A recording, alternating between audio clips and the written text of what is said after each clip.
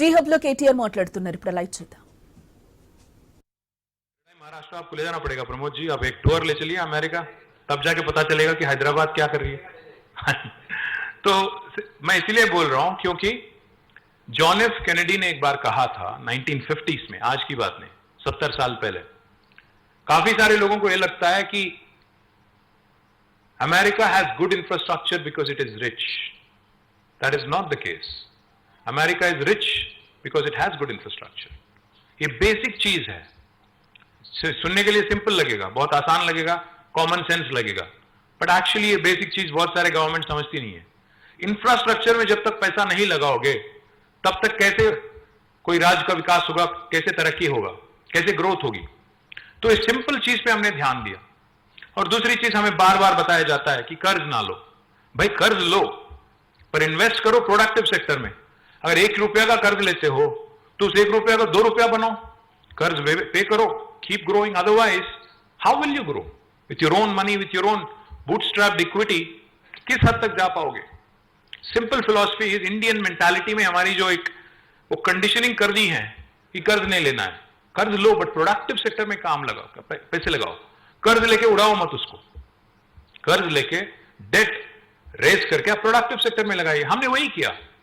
मैं रिक्वेस्ट करूंगा आप सभी भाइयों से बहनों से कि आप एक बार अपना फोन निकालिए प्लीज, और गूगल खोलना प्लीज.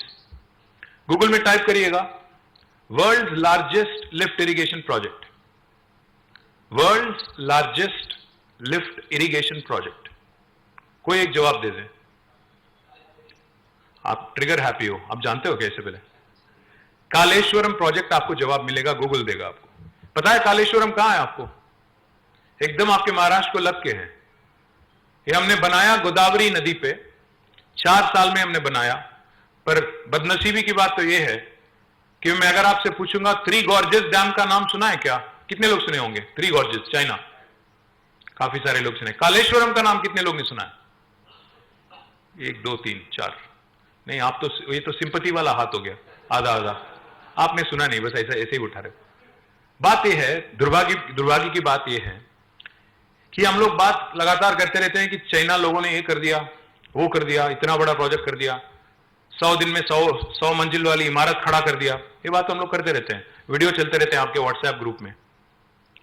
आपको जानकारी तक नहीं है कि जो आपको महाराष्ट्र को लग के है गोदावरी नदी, जो नासिक से उभरती है हमारे सुनील जी के यहां से, उस गोदावरी पे हमने दुनिया का सबसे बड़ा lift irrigation project 1 lakh crore खर्च करके हमने बनाया. 1 लाख करोड़. तो आपको लगता होगा 1 लाख करोड़, और बाय द वे इसमें 1 लाख करोड़ में 1 रुपया भी मोदी साहब ने नहीं दिया. बताना जरूरी था, वरना कहीं भाजपा वाले हैं तो वो लोग बोलने लगेंगे नहीं ये तो सब मोदी ने बनाया. मसला ये है, समस्या ये है कि कोई बीजेपी वाले है क्या इसमें? हाँ रहेंगे काफी सारे, रहेंगे काफी सारे. बाहर जाके बोलना, कोई बात नहीं, मेरे सामने मत बोलो. बस समस्या ये है कि हम लोग अपना खुद का प्रमोशन ठीक से नहीं करते हैं. हम लोग अपना खुद का प्रमोशन ठीक से नहीं करते हैं. काम तो करते हैं बट प्रमोशन नहीं करते हैं. 1 लाख करोड़ हमने खर्च किया. 1 लाख करोड़ क्यों किया, करना क्यों पड़ा? क्योंकि अगर आप देखेंगे तेलंगाना का भूभाग, गोदावरी चलती है 80 मीटर के सी लेवल पे, 80 मीटर अबव सी लेवल पे गोदावरी चलती है. बट तेलंगाना का सारा भूभाग ऊपर है, 200 मीटर ऊपर, 300, 400, 600 मीटर ऊपर. तो एक कालेश्वरम प्रोजेक्ट जो है, हमने महाराष्ट्र के साथ एक समझौता किया, एक बायलैटरल एग्रीमेंट हमने कर लिया कि हम लोग प्रोजेक्ट बना रहे हैं, इंटर स्टेट डिस्प्यूट ना हो. देवेंद्र फडणवीस मुख्यमंत्री थे तब, उनके साथ हमने एक समझौता किया, एक एग्रीमेंट किया, और ये प्रोजेक्ट हमने 4 साल में खत्म किया. इस 4 साल में प्रोजेक्ट कंप्लीट करने से दुनिया की सबसे लार्जेस्ट लिफ्ट इरिगेशन प्रोजेक्ट. इससे हुआ क्या? हुआ यह है कि 45 लाख एकड़ जमीन, इससे पहले जिसका कोई इरिगेशन कमांड नहीं था, कमांड सोर्स नहीं था, एक रिलायबल सोर्स नहीं था, उसको आज एक जबरदस्त सोर्स मिल गया. 80 मीटर पानी, जहां 80 मीटर गोदावरी की हमने पकड़ा, उसको हमने मल्टीपल स्टेज लिफ्ट करके 618 मीटर की हाइट पे हमने उसको लिफ्ट किया. इसलिए दुनिया की सबसे लार्जेस्ट लिफ्ट इरिगेशन प्रोजेक्ट है. इसको चालू करके 4 साल हो गया. आज जब हम लोग बात कर रहे हैं यहां पे, पता है हमारे चीफ मिनिस्टर क्या कर रहे हैं?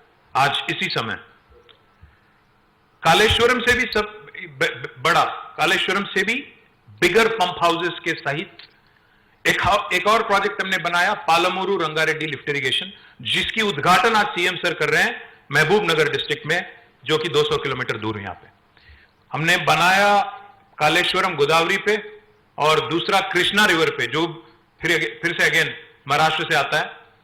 कृष्णा पे हमने बनाया पालमूरू रंगारेड्डी। इसको लेके क्या हुआ? इसको लेके हुआ यह है कि पालमूर के जरिए हम दे पाएंगे करीब करीब 12.5 लाख एकड़ जमीन को पानी, और कालेश्वरम से 45 लाख एकड़, जिसको लेके आज Telangana, we were ranked 24th among Indian states for production of paddy rice, 24th in 2014. You know where we are today? We have crossed Punjab and Haryana, and we are the #1 state which is producing paddy in the country today.